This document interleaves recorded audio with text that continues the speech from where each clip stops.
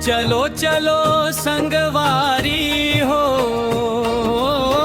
पंथी नाचे बार जाबो। गुरु बाबा घासीदास के जयंती आगे, सतनाम के जयकारा गावो। चलो चलो संगवारी हो, पंथी नाचे बार जाओ।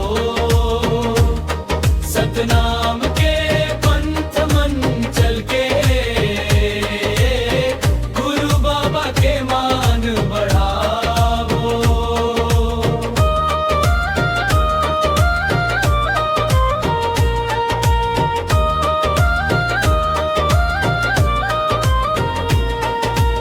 अंतरविका पाँव मन बंधे, घुंघरू झनझन बाजे।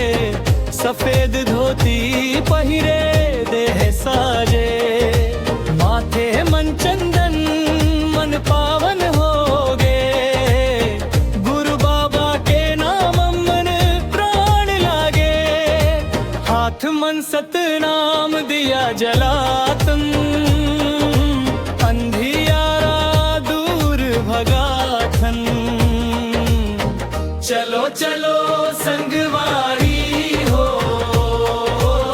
सतनाम के जोत जगावो।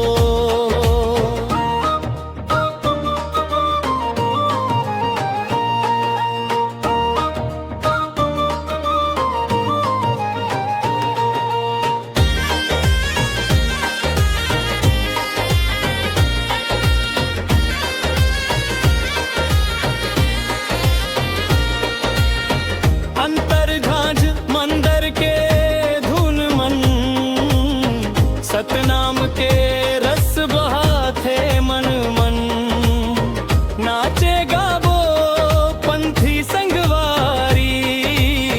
संत समाज के शान बढ़ावो, मानव मानव एक समान। यही गुरु बाबा के पहचान।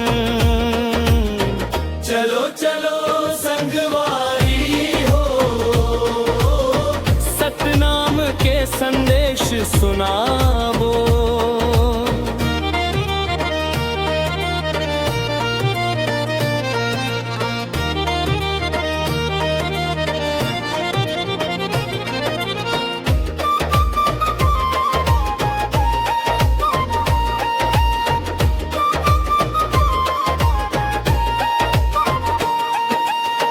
गिरौदपुरी धाम के माटी पावन, जहाँ जागे सत के चेतन। घासीदास बाबा के उपदेश, बदले जीवन बदले भेष। नाचत गावत जयकार लगे।